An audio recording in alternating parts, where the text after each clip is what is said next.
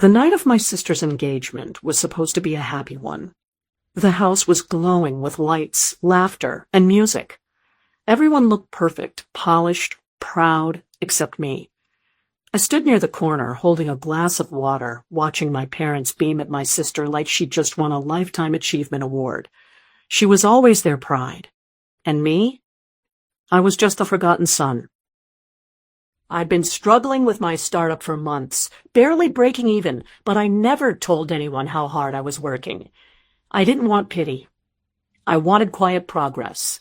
But my family never saw effort, they only saw results. When it was time for speeches, my father clinked his glass and smiled wide. "We're so proud of you, sweetheart," he said, patting my sister's shoulder. Then his tone changed.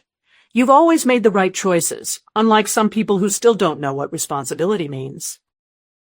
The guests laughed softly. My heart dropped. I knew exactly who he meant.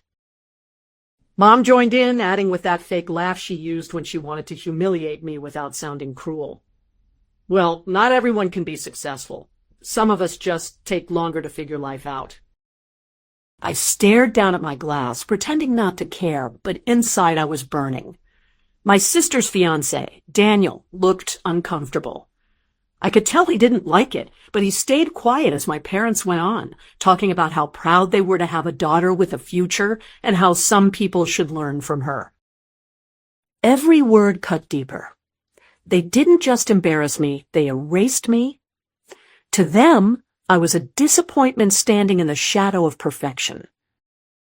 After the toasts, I stepped outside to get air. The night was cold, the laughter still echoing behind me. I thought about leaving, about disappearing completely, but before I could, the door opened. It was Daniel. He looked at me for a moment, then said quietly, "You didn't deserve that. None of it." I didn't answer. My pride wouldn't let me. But something in his voice made me look up. His expression wasn't pity, it was respect. Like he knew something my parents didn't. He smiled faintly and added, "You might want to stay a little longer. Tonight's not over yet." Then he walked back inside, leaving me confused and curious. I had no idea that before the night ended, the same parents who called me a failure would be forced to swallow every single word. I stood outside for a while, trying to make sense of what Daniel had said. "Tonight's not over yet." His tone carried a quiet confidence, almost like he knew something I didn't. I straightened my jacket, took a slow breath, and walked back into the hall. The party was in full swing, guests laughing, champagne glasses clinking, my parents glowing with pride. My sister, Emily, looked radiant in her silver dress, holding Daniel's hand. I stayed near the back, unnoticed, invisible, just how my parents liked it. Then Daniel raised his glass. "If I could have everyone's attention," he said, smiling at Emily. "I want to say something about the woman I'm about to marry and her family." Everyone fell silent. My parents' faces lit up. They probably thought he was about to praise them, but the calm in his eyes told a different story. He started softly. "When I first met Emily's family, I was amazed by how proud they were of her. But over time, I noticed something strange. Every time her brother's name came up, the room went quiet." He glanced toward me. "And tonight, I finally saw why." The air shifted. My mom's smile froze. Dad frowned, his grip tightening around his glass. Daniel continued, voice steady. "You see, I've gotten to know her brother. He's one of the smartest, most hard-working people I've met. I've seen his work, his ideas, his drive. He built something from nothing without asking anyone for help. And yet, his own family treats him like a failure." A murmur ran through the room. My father's jaw clenched. "Daniel, I don't think."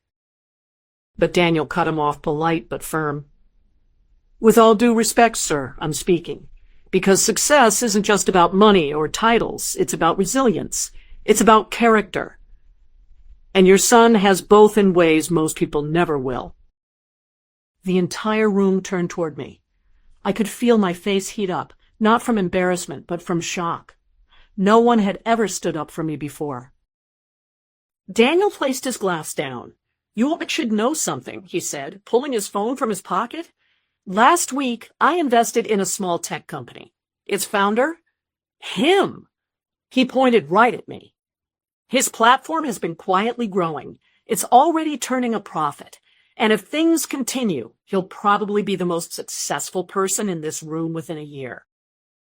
Gasps, whispering. My mother's hand flew to her mouth.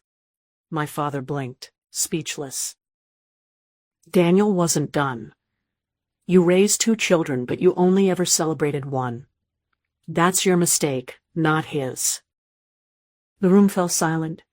You could hear the music fading in the background, like even the speakers knew this was a moment no one would forget. I didn't know what to do. Half of me wanted to disappear. The other half wanted to stand taller. Emily looked shocked but proud. For the first time, I saw guilt in her eyes, like she finally realized what it had been like growing up as the unwanted one. Dad cleared his throat. This isn't the time or place. Daniel smiled faintly. Maybe not. But sometimes truth doesn't wait for the right moment. He took Emily's hand. I love your daughter, sir, but I also believe in fairness. And tonight, everyone here should see who really deserves respect. People started clapping. Hesitant at first, then stronger. A few guests even came up to me saying things like, I had no idea, or good for you. It felt surreal. My father just stood there, eyes lowered. My mother turned away, pretending to fix her hair, but her face was pale. They looked smaller than I'd ever seen them, like the weight of their own arrogance finally hit them. After the toast, Daniel came over and handed me a business card. I wasn't joking, he said quietly. I want to partner with you. You've got something special. Don't let anyone convince you otherwise. I could barely speak. Why would you do that? He smiled. Because I know what it's like to be the overlooked one, and because you deserve to win. As he walked away, my father approached me slowly. For the first time in my life, he didn't look angry, he looked ashamed.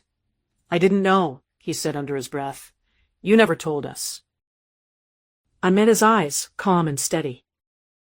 He had no reply. That night, I didn't stay till the end. I slipped out quietly, the sound of the party fading behind me. But this time, I didn't leave feeling small. I left knowing that the truth had finally spoken for me, and this time it had a microphone. As I drove away under the glow of the city lights, I realized something simple but powerful. Sometimes, the best revenge doesn't come from shouting or proving them wrong.